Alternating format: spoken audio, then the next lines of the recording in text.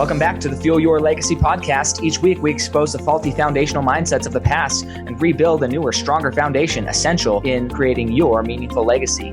We've got a lot of work to do, so let's get started. As much as you like this podcast, I'm certain that you're going to love the book that I just released on Amazon, Fuel Your Legacy, The 9 Pillars to Build a Meaningful Legacy.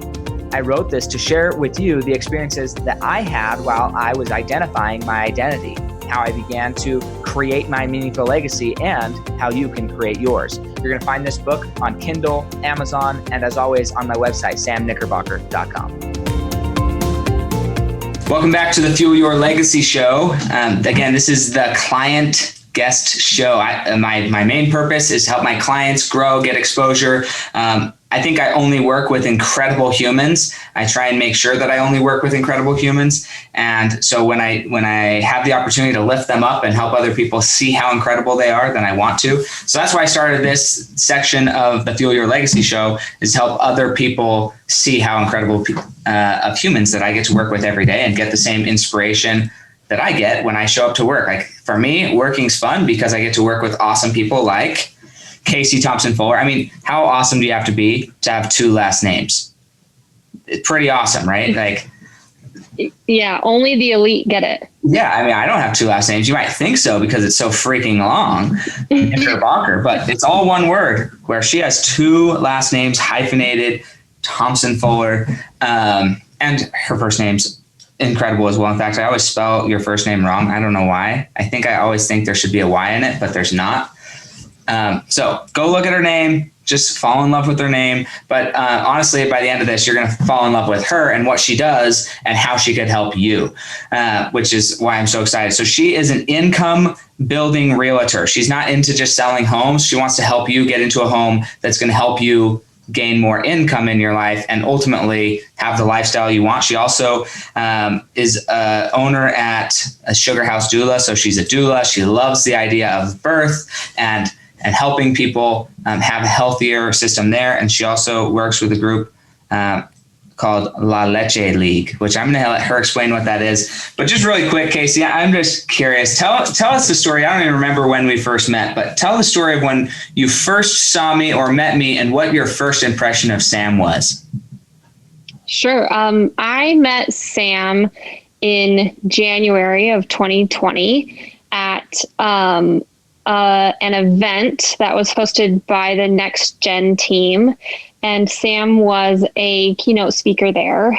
And I was blown away by his knowledge. And I had never heard anyone like provide that sort of a framework before. And it just blew my mind. So he was genuine and like very interesting and really energetic and like participated actively in who his clients were. And when I introduced myself to him, he was like, yeah, I'm ready to like help you get clients who are in your, like, who are going to be benefited by your services. And so he just was an all around supportive guy.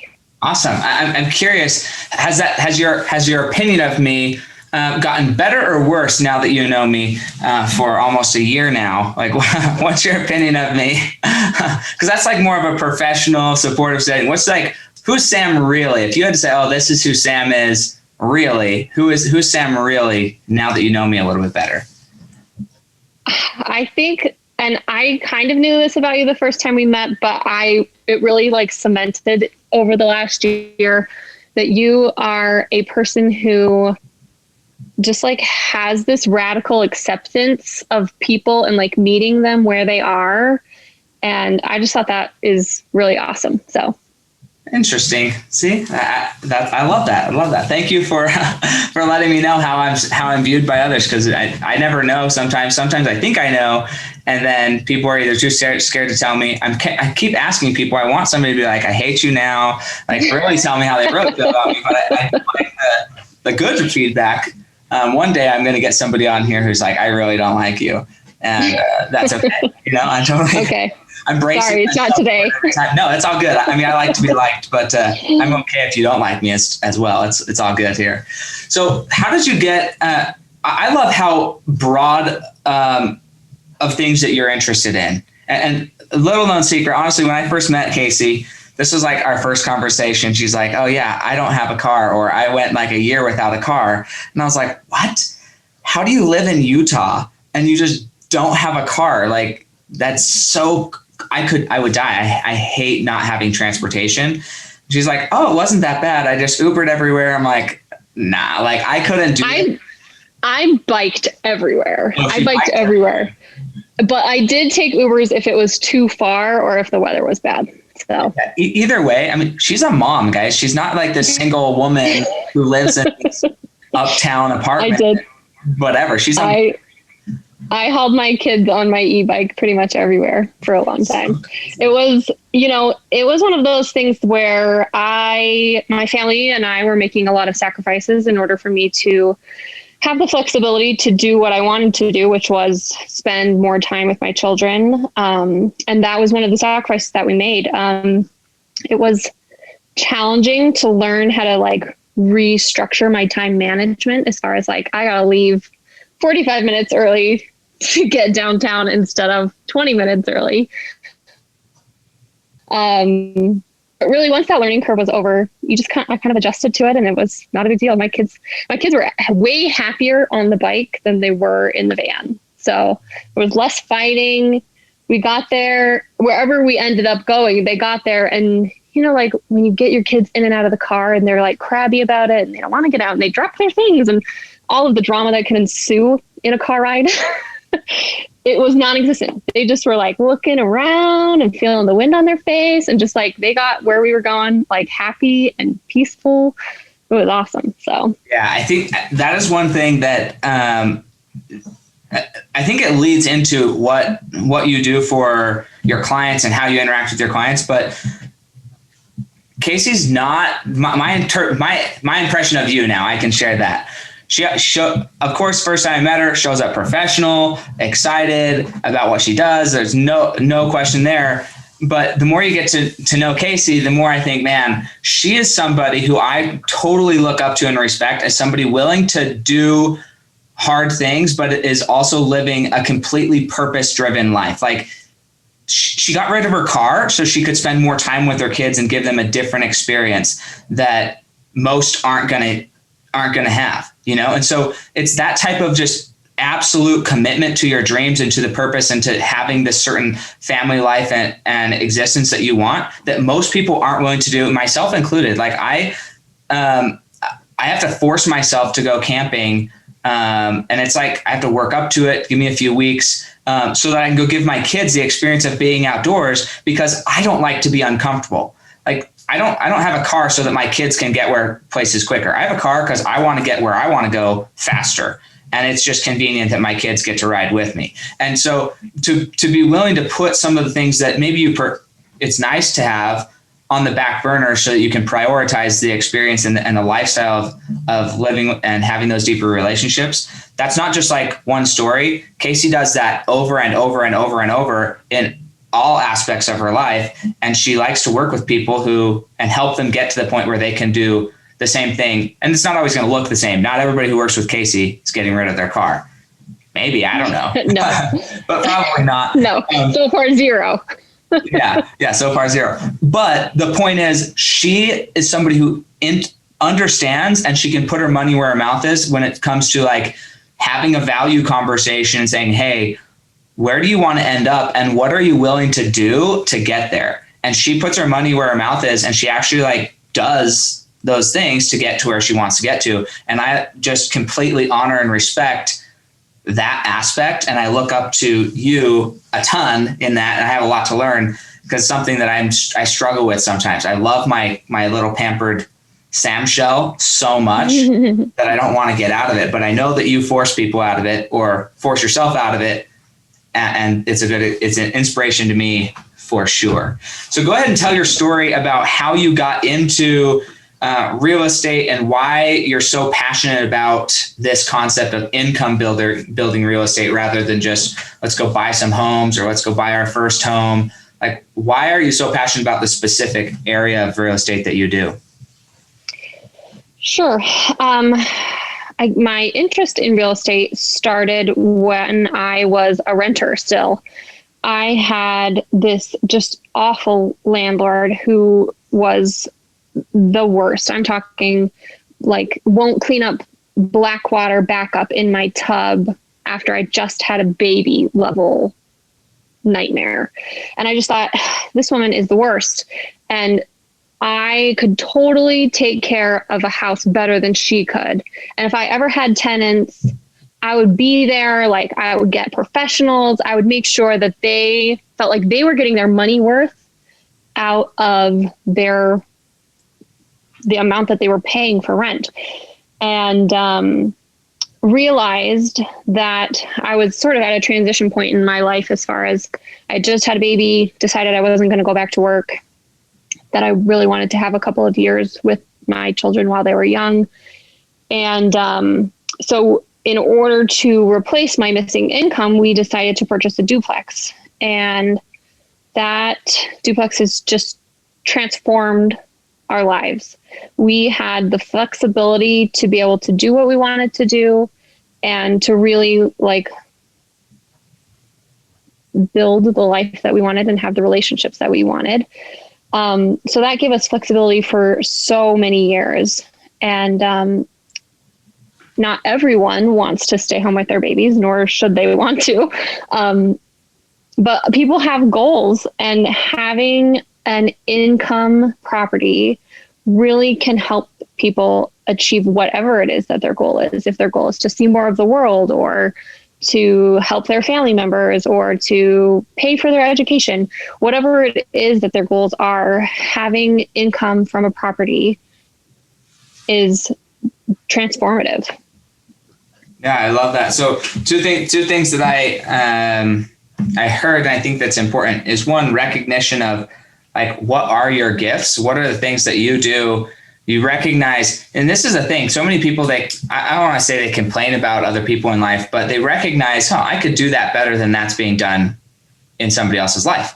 And that's, in my mind, there's two ways to look at that. There's a way to look at that as like, I could do that better and move on, or there's some money sitting there. Yeah. Right? That's exactly it. There's some, if you recognize, if you're going through your life and you recognize, I can do that better than that person's doing it. Now the only question is, could I do that better than that person's doing it at a price point that they'd be willing to pay me to do it? Yeah. And if that's the case, then there's money there. People walk around thinking, there's no money. I need a job. I can't get work. Look, anytime you walk around and you see somebody doing something that you think you can do better than they can, there's money. I feel like that specific feeling is how you can identify where your like true value lies. When you can see a gap somewhere and be like, I could fill that. I could do that. That's how you can identify like where the specific parts of life that you'll fit in are. So yeah, no, absolutely. And I think that you're not going to love doing every gap that you can fill.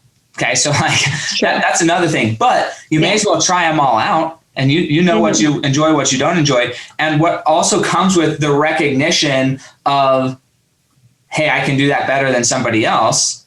On a humility perspective, also comes when somebody comes to you and says, hey, I can do this better than you. You're no longer offended, because you're like, yeah, I see these things all the time that I can do better than somebody else. So when somebody comes and says, hey, I can clean your house better than you can, how about you pay me $10 and I'll come in and clean it? You're like, yeah, sure. For sure. Yeah, you should totally do that. I mean, you had an experience with a sister of mine with bookkeeping, right? Where you probably can do bookkeeping. You probably don't love bookkeeping. And when she was able to show you what she can do for the price point, you're like, yeah, this makes sense.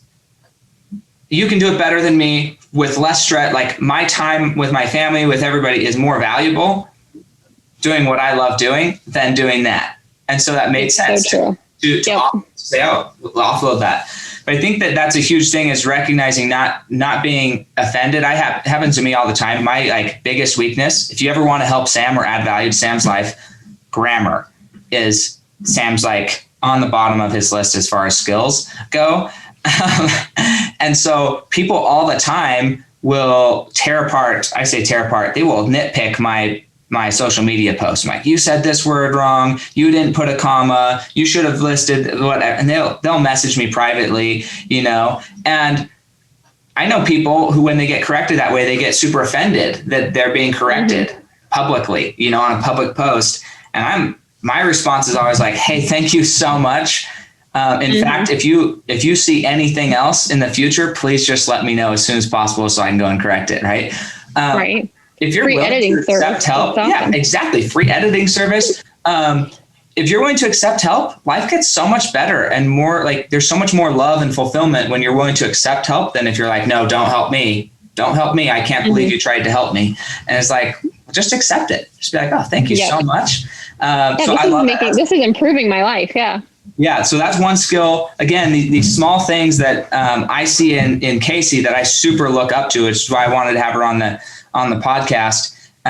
Because they're these small things that I think can really benefit everybody's life, no matter what their role is, whether you're a mother, a father, a child, a brother, sister, a business owner, a colleague, an employee. It doesn't matter. Like, they're these small beliefs and mindsets that can set you up for major wins in life and get you in the right room with the right people because of the type of person that you become.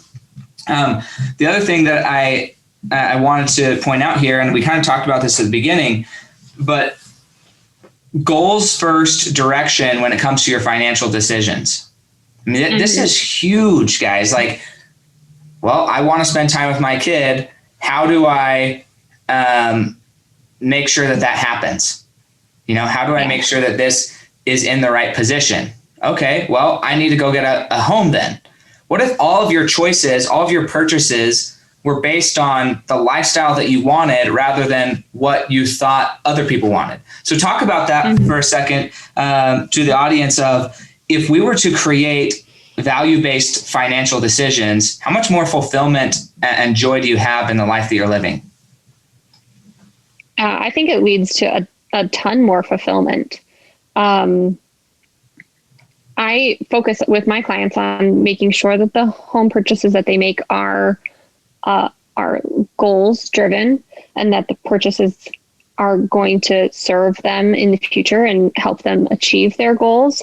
So, like, I have one client who I just closed with, and he doesn't own a car. He values biking and public transportation, but he also wanted to be able to Airbnb some rooms in his. And we were able to zero in on properties that would help him meet all of the needs that feed into his goals, so that his home purchase then is supportive instead of something that will drag him down, that he has to meet the needs of the house instead of the house meeting his needs. So we ended up finding him a house that was literally like 90 steps from a track station. and it's like a perfect setup where there was already like a kitchenette in the basement, so he can have it ticked all of the boxes. And then I have a new client who I'm just starting working with, and his values are, he runs a small business.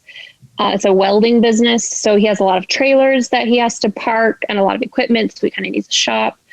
So we are making sure that we're looking at properties that are going to fulfill his needs and be supportive of his business. Yeah, I love that, because a lot of people, and I've looked for a house once and I'm back on the hunt again up in Idaho.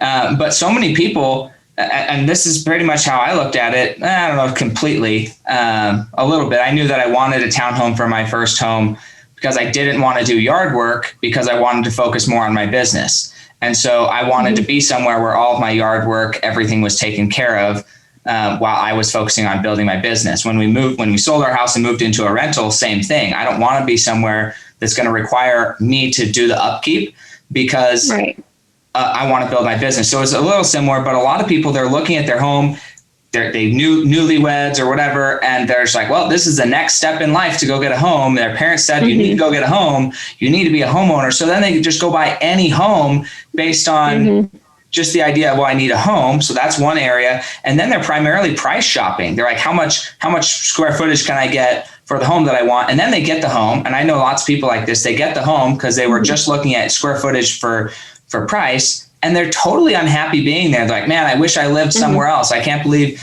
that I'm so far away from the freeway. I hate the drive, right? But that's not what they were thinking about when they bought the home, because they were so dialed in on just like square footage for dollar value. And it's okay. Yeah, it's not a bad thing. It's just most people, they're doing that subconsciously, and they're not actually happy with their purchase after once they've been there for 2 or 3 months and they realize, oh man, this is not what I wanted. Yeah, I met an esthetician once who, she and her husband had purchased an orchard. Like, they bought the house and they're like, this house is perfect. We're going to live in this house. It's on like a half an acre. And I was like, well, how's the orchard going? And she was like, we hate it. And I was like, well, like, whoever sold you that house, like, should have helped you think through all of what this was going to look like, and like really help you see if it was going to align with your goals, and if it was going to be something that was going to be beneficial to you, or at least like to have provided you with the professional support to help you be able to like lease out that part of the orchard to someone who did want to care for the orchard, instead of you like just letting it be wild and untamed in your backyard for years.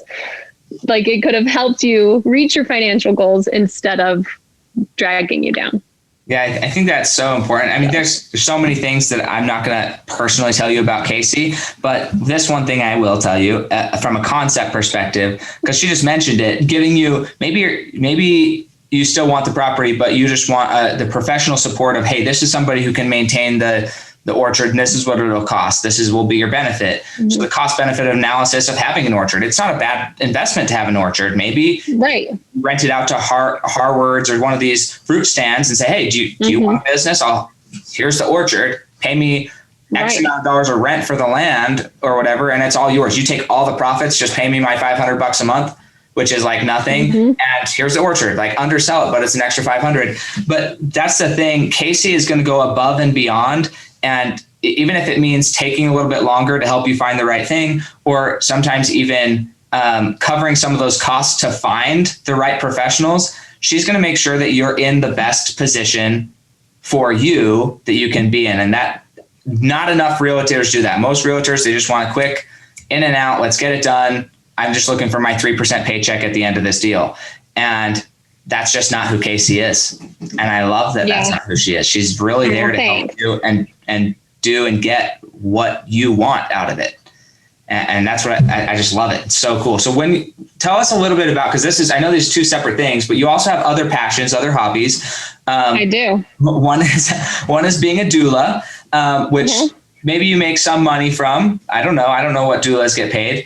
And then you also volunteer. So my assumption is you don't get paid at the La Leche League, which is not at all. I mean, if you know Spanish, maybe it's what it sounds like, but it's not what I thought of it at the very beginning. So explain what those are and why you're passionate about those, because these are what make up who Casey is. Yes, she helps people with real estate because she loves it and she's passionate about it. But there's other aspects of her that kind of make her a whole complete human, mother, partner in life for her awesome husband.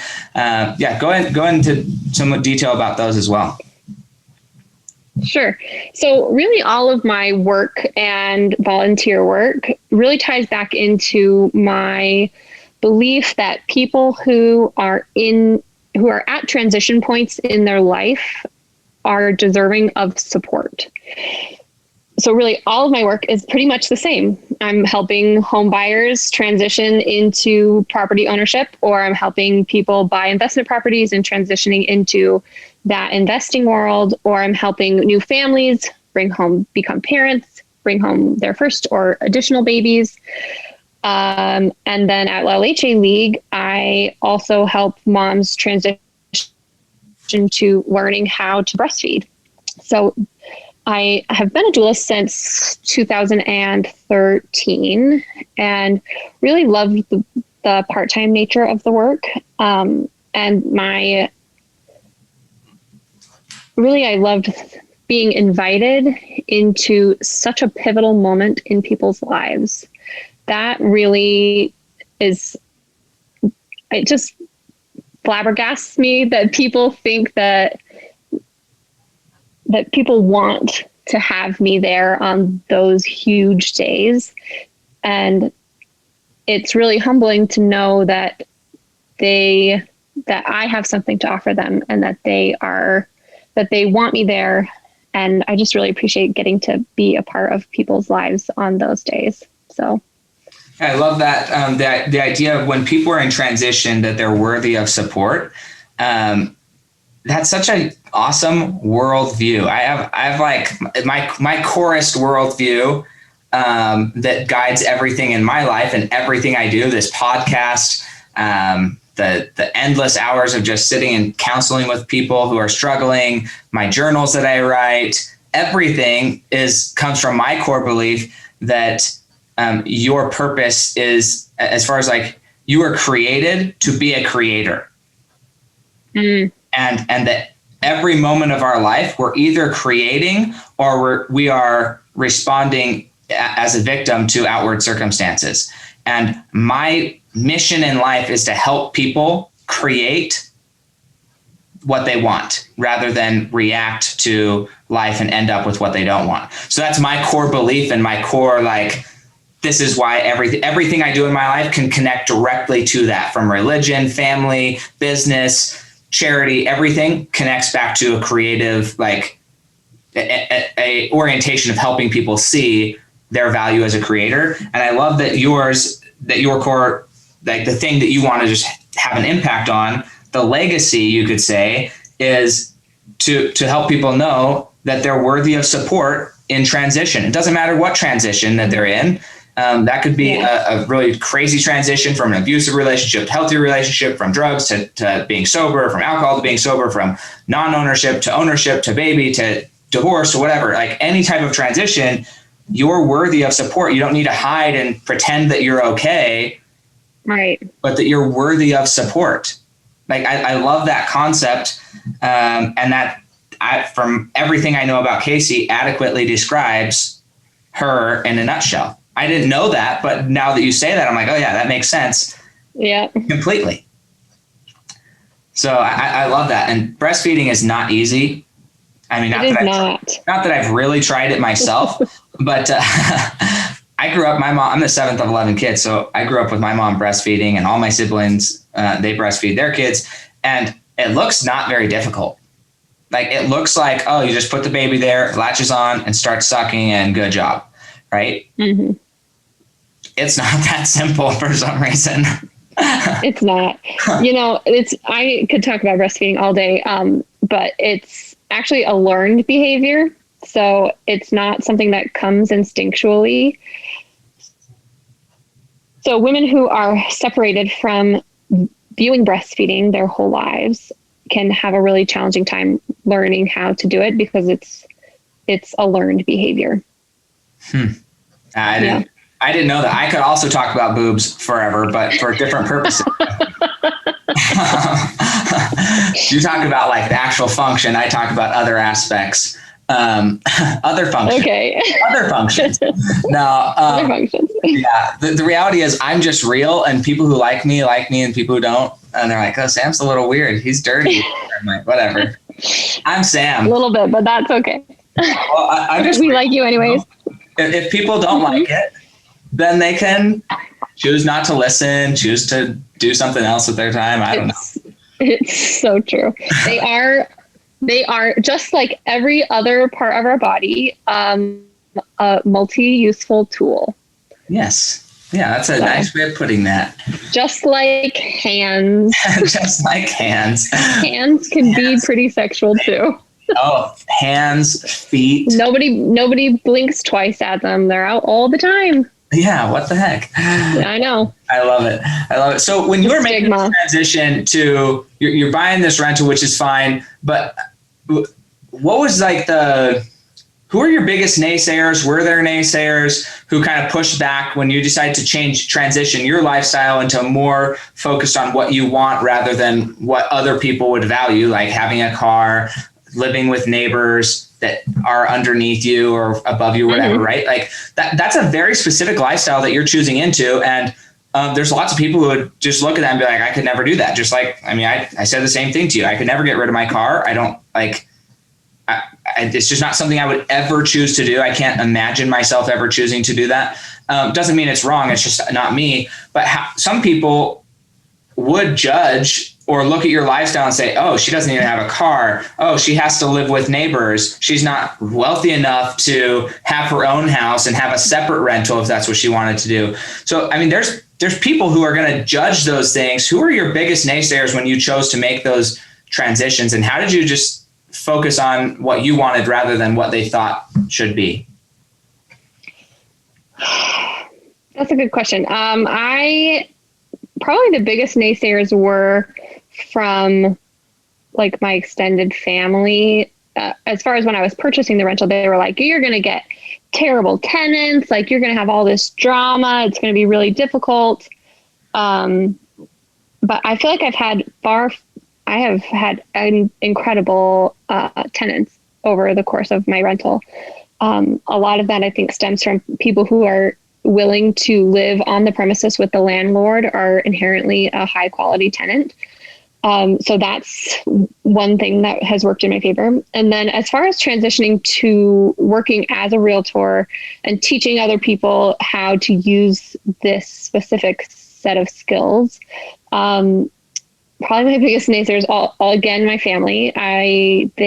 My extended family, not a lot of the women in my family work. And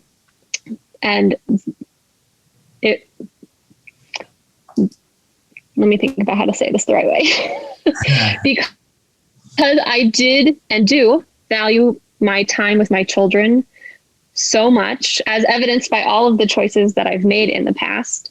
They didn't see how that could transition into quote unquote leaving my children for a career. And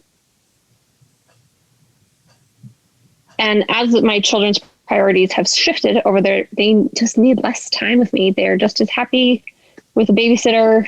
This is kind of a weird year to launch a new business, but in general, it's been going well. I think also it'd take a little bit of time for them to adjust to, even though dad was home, that I was leaving, I was going to work more than I had been before when I was just running my doula business. And it was a little sad for them. I think but they've adjusted to it. So. Yeah, no, I like that. I think that that's important to recognize, talk about the impact of what some of these choices have on the people around us. And again, I think for me, at least, most naysayers, they aren't naysayers because they want you to fail. They're naysayers because they love you and they don't want you to fail. They want you to be safe and secure, and they want to partially, they know that inside of themselves, if you were struggling, they would want to help you. So that belief that they would want to help you conflicted with, well, I don't really have either the means to help her, or I don't really want to give her money. So she should probably just keep doing what she's doing to maintain status quo. Something that I try to keep in mind when people are naysayers is that it's most of the time when people are saying things to you, it's not usually about you. It's usually about them and their fears and their worries, and they're sort of projecting those out onto you. But knowing that whatever people are saying it's not really about you. It's about how they feel inside about themselves or the situation. And that doesn't really have much of an impact on how I make my decisions anyways. Yeah. And I think that's a good sign of that's a sign of a good leader when leadership is not necessarily how somebody makes you feel, like how at the end of your leadership, how they feel about you, whether you're a good leader, but being a good leader is more about how they feel about themselves when they're done witnessing you or being led by you. And that's another thing that Casey's phenomenal at is she's doing what she's doing. So, and she's leading from the front. She is almost a self-support, and she makes sure that she has the support in transition, and she faces transition boldly. And almost my perception is she looks for transition because she likes transition phases, but that may or may not be true. But she does transition. It's probably true. It's probably true. Probably addicted to transition and uncertainty. Probably. I'm somebody who is addicted to uncertainty as well, which is okay. But what's nice is when you have that type of leader, then when somebody who's feeling a little bit uncertain, when they're going through that uncertainty of transition, and there's somebody who's very comfortable in uncertainty, then that can actually help that individual feel more comfortable. And again, that's the sign of good leadership. She is helping them feel better about themselves through that process and through that uncertainty, and giving them that extra confidence that they need to make it through to the other side, and become successful at whatever it is they're doing, whether that's breastfeeding, having a baby, buying a home, moving. I mean, there's so many things that go, those are like the top of the mobiles. And then there's all of the stressful things that happen because of it. I mean, my wife, Casey knows Charlie, when we go on a trip, the first day and a half, and maybe a day leading up to it, is just all constant running through her mind, all of the worst case scenarios that could go bad and wrong. And that's that uncertainty of like, oh, well, if we don't get to bed on time, then the kids aren't going to get to bed on time. Then they're going to be grouchy and they're going to be hungry, and all these worst case scenarios. And it's okay to play. I'm okay playing the worst case scenarios out. In fact, in my mind, I do it all the time. The difference is I just get okay with the worst case scenario really fast, and then move on and start thinking about the best case scenario. It's not that I'm oblivious to the worst case scenario. It's just I choose not to focus on the worst case scenario. And that's what somebody like Casey can help you do, is say, okay, yes, she's comfortable with the worst case scenario. She's already been down that route herself. And then as you're going through and you're the one who's super concerned about all the worst case scenarios, she can put your mind at ease and help you make it past those, and focus on the best case scenario outcome. Yeah. I had an experience recently with some clients. They were supposed to close on a specific day. The sellers of the home were supposed to sign the day before because they were, the husband was out of state. And so we signed the morning of closing, thinking that the sellers had signed the day before. And my clients had, with all the optimism that exists with first-time homebuyers, booked movers for later that day. And we didn't find out that and funding and recording is always kind of like a crapshoot. You never really know when it's going to end up happening. It's the most stressful thing ever in my life. Like, I haven't experienced that much anxiety in a long time. It's anxiety inducing. So we come to find out the sellers had not signed the day before. So they didn't sign till like noon. So there was absolutely no way it was going to fund and record that day. And my clients had to be out of their apartment that day. And so I was able to call their moving company, like find out if they, tell them what was up, find out what their flexibility was going to be, if they had a truck, if they could do an overnight hold, if they had the flexibility to move them in the next day. And then while they were like checking on that, I plan B'd and like found a storage facility that was close to their new home, and like booked, like put a hold on a unit while I was waiting for the moving company to get back to me. And then when the moving company finally did get back to me and they were like, oh yeah, we can, you're gonna have to pay an overnight storage fee, and then you have to pay for a whole new move in the morning. And like, these people are first-time homebuyers. Like, they've spent every penny that they have purchasing this house. And anyway, so I was able to call them like with the bad news. There is no way this is going to fund and record tonight. It's not going to happen. You can't have the keys. So here, your moving company is going to hold the things overnight. They're going to move them in the morning. And here's a hotel room by your old house where you can stay. It has a kitchen, and you can bring your dogs there. And you can just, like, here's the reservation number.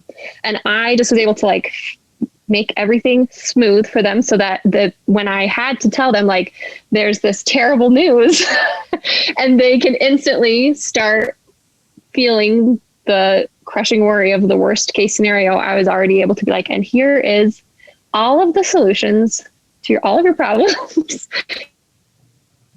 handed in a neat package so that you can just relax, because this is so stressful and you wouldn't have known that this was something that could even come up.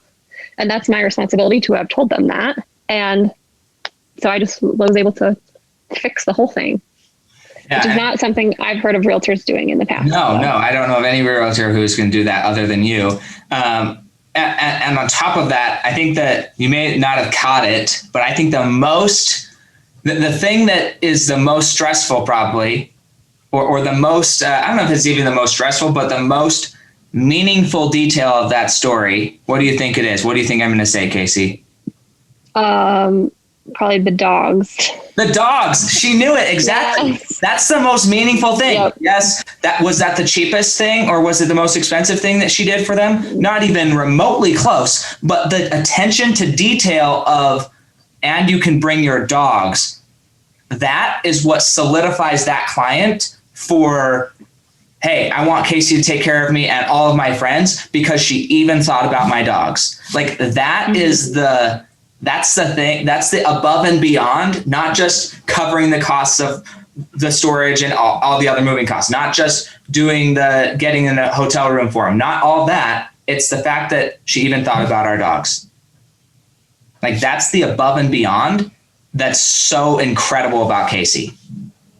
Okay. I mean, the other stuff is incredible, but I don't want to diminish the other stuff because that's the part that directly impacts you and maybe your financial situation as a realtor, but it's the attention to detail that most people don't do. And I'm totally guilty of this, where it's like when I'm in that position, I don't think about every little detail as easily as Casey does. Mm-hmm.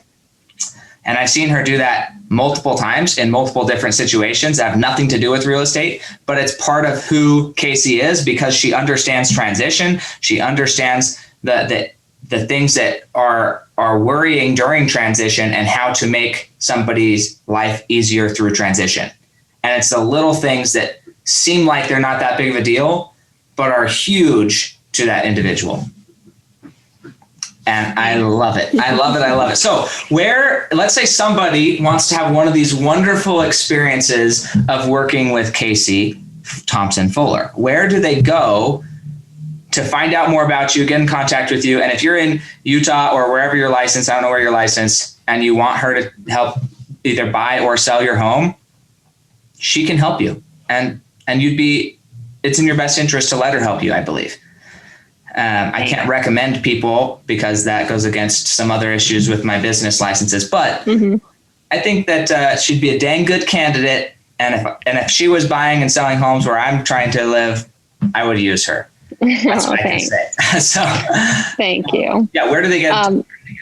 So you can find me I have Instagram and Facebook, and also I will soon have my own website, Thompson Fuller Real Estate. It's not quite finished yet, but it is there. And then for my doula services, they can find me at sugarhousedoula.com. Awesome. And if they want to join the La Leche League, where do they go? If they want to join La Leche League, we mostly are on Instagram and Facebook. Our group name is La Leche League of Salt Lake. I love it. Are there and we provide leagues?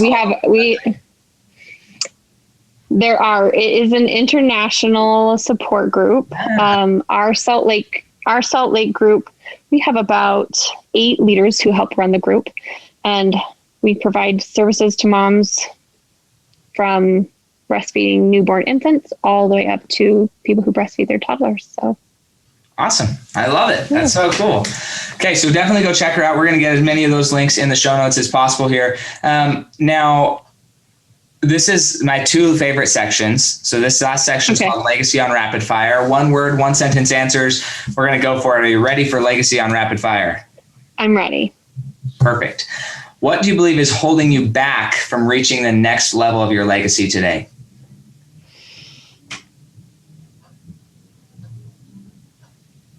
My vigor. My vigor. I don't have enough of it. Okay. Hey, that's good. That's my word for 2021 is vigor. Awesome. Love it. And what's the hardest thing you've ever accomplished? The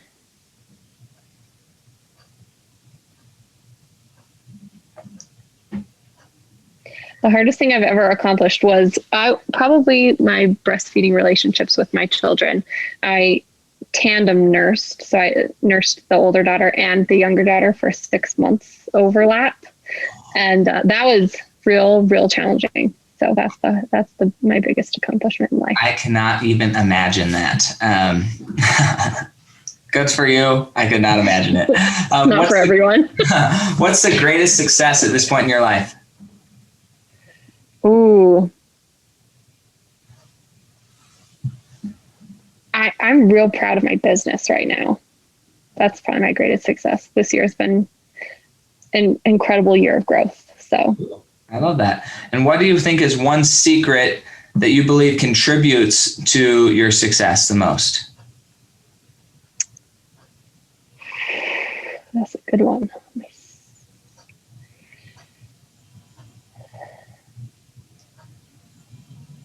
Probably my creativity, my ability to like anticipate people's needs and their reactions to them.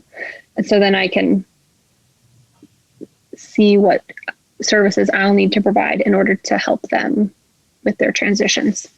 Yeah, I love that. I was just listening to not listening. I decided to watch Star Wars 1, the first Star Wars, not the first one that came out, but Star Wars 1 with my little toddler and my baby, just because I get tired of like Disney animation stuff. I want to watch something more real. So I'm watching this show, and it was interesting because when they're looking at Anakin, they're like, well, why is he so good at what he does? It's because he was able to, through the Force, right, anticipate what was going to happen, where people were going to be, and maneuver around where they were going to be. So that forward anticipation, the Force is strong with you.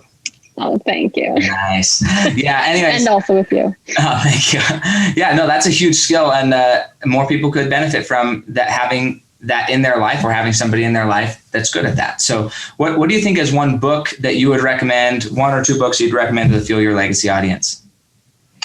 Probably my favorite book from this last year has been Everything is Figure Outable by Marie Forleo. That book was incredible. I really liked it. So yeah, she's a badass. That is a good book. In fact, when that book just came out, but do you know who Ed Milet is? Ed Milet, he has a podcast, and he interviewed her on his podcast. It's probably been a year plus, but it was a good podcast. That's where I first heard of the book and read it. It's a good book. I agree. Everybody, I second that book. Go figure it out. It's not that difficult. You can figure out anything. Then here's my final question, my favorite question of the thing. This is, what legacy are you building? So we're going to pretend that you've died. We've moved on. Okay. 6 generations from now. So this is your great grandchildren. They're sitting around the kitchen table discussing what Casey's life meant to them, to their family, and what impact you had on the world. What do you want them to be saying about your legacy 6 generations from now?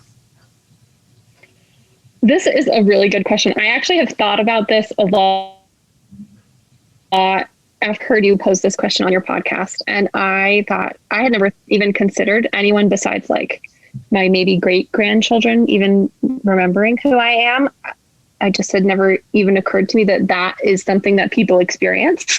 Like, I don't know who 6 generations back is in my family, mostly because, I know who 4 generations back are. They impacted where I live. But 6, I had never thought about that. So I really would like to, and I don't have any solid plans built out to make this legacy dream come true yet. But I would really like to be able to instill a love of property ownership, and whether that's like set up some sort of a perpetual fund that will help my descendants purchase properties. I think that sounds really cool to even just be able to do a little bit for them. Awesome. I love it. I was watching another show. I watch shows. I like watching TV. And so I was watching another show on Netflix called Medici. It's not for everybody, so if you have problems with don't come at you. Well, yeah, if you have problems with too much skin being shown on different individuals, it's not the whole show. There's snippets, but they still rate it MA for when it happens. Okay. So, but one of the things that's important is in like the third or fourth episode, the main guy, he's the head of the family. He's going to be killed because his rival in the city in Venice or Florence, I forget which city it was, but he had got the government to turn against him. And this guy's a banker. And so he's like, hey, I'm toast. I'm going to die. So he instructs all of his siblings and his wife on how to run the business and what they need to do to make sure this business continues to be the mega bank in that city. And the wife was like not having any of it. She did not want her husband to die. And he's like, look, we've got to learn to live beyond our lives. And that concept of like, are you currently living beyond your life, or are you just living for your life? And that's where I think they've said in that show that the essence of my podcast, my business, and what I believe as a core belief. But like, are you living beyond your life, or are you so selfish you're just living for your life? Right? He was completely comfortable dying because he was thinking of the long-term multi-generational dynasty, and that he was just a piece to play rather than him being the dynasty. And I think that sometimes it's valuable to say, hey, are you willing to play your part in the dynasty and live beyond your life? Or are you so stuck on it being you that you can't see past your lifetime? Yeah, it's like that saying where they say you die twice, once when your body dies and once when the last time someone utters your name. Yeah, it's true. So I just think that's why I love the question of this, because it's like, how are you living beyond your life? How are you intentionally creating a life that's going to last multi-generations, or an impact that's going to last multi-generations, and not just in your life? And maybe a lot of people come on and they say, well, I hope nobody remembers me. I hope that I'm forgotten and I'm just a piece of the tapestry, but that these concepts and these principles that I instill pass on. And that's the thing. It's like, you may not want to have your name remembered, and that's okay, but you're still having that impact and perpetuating a legacy of your own. So I love that. Thank you so much, Casey, for taking the time out of your busy life and busy morning to be on our podcast today. I'm so grateful for you, and grateful for you in my life and what you represent, and that I can learn and grow from just watching you operate in your normal life, and be who you are. It helps me become a better person. So thank you. Thanks for having me. Yeah, no problem. And we'll catch you guys next time on the Fuel Your Legacy show. Thanks for joining us. If what you heard today resonates with you, please like, comment, and share on social media. Tag me. And if you do give me a shout out, I'll give you a shout out on the next episode. Thanks to all of those who've left a review. It helps spread the message of what it takes to build a legacy that lasts. And we'll catch you next time on Fuel Your Legacy.